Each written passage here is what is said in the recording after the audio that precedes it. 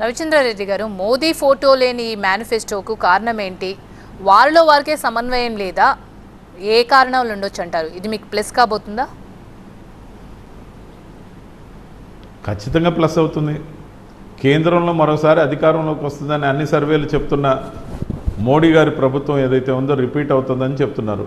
అలాగే ఆంధ్రప్రదేశ్కి సంబంధించి అన్ని సర్వేలు కూడా వైసీపీ 10 సీట్లు అటో ఇటో ఖచ్చితంగా కూడా వైసీపీ ప్రభుత్వం మళ్ళీ వస్తుందని చెప్తున్నారు.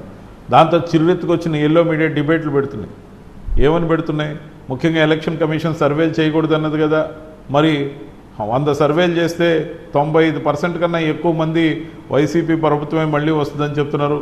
దీనివల్ల ఎలక్షన్ కమిషన్ పట్టించుకోకపోతే కూటమికి నష్టం కదా.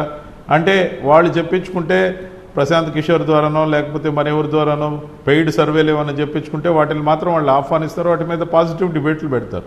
ఎప్పుడైతే 95% సర్వేలు ఈ ప్రభుత్వానికి అనుకూలంగా ఉన్నాయని, కూటమికి సంబంధించి చంద్రబాబు నాయుడు ఏదైతే మోడీ గారి విశ్వాసంలో లేడని, మోడీ గారు ఒక్క మాట కూడా వైఎస్ జగన్మోహన్ రెడ్డి గారిని అనట్లేదని, ముఖ్యంగా 45 రోజుల నుంచి తిరిగి ఆయన ప్రచారంకి ఆంధ్రప్రదేశ్ మొహం చూడలేదంటే, ఈ రోజు వరకు ఒక్క కేంద్ర నాయకుడు కూడా వచ్చి చంద్రబాబు నాయుడు గారికి దన్నుగా మాట్లాడలేదంటే, పవన్ కళ్యాణ్ని పట్టించుకోలేదంటే వాళ్ళ కూటమి ఎప్పుడో ఒట్టిపోయింది. పేరుకి బీజేపీతో కలిసి ఉన్నారే కానీ బీజేపీతో ఖచ్చితంగా వాళ్ళు లేరు.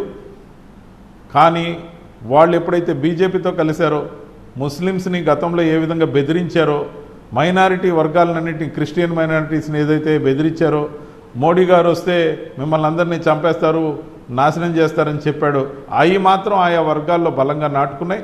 టెక్నికల్గా వాళ్ళు పొత్తులో ఉన్నారు కాబట్టి ఆయా వర్గాలు చంద్రబాబు నాయుడు మొహం కూడా చూడరు. అన్ని రకాలుగా చంద్రబాబు నాయుడు, పవన్ కళ్యాణ్ ఎలక్షన్కి ముందే ఫెయిల్ అయిపోయారు.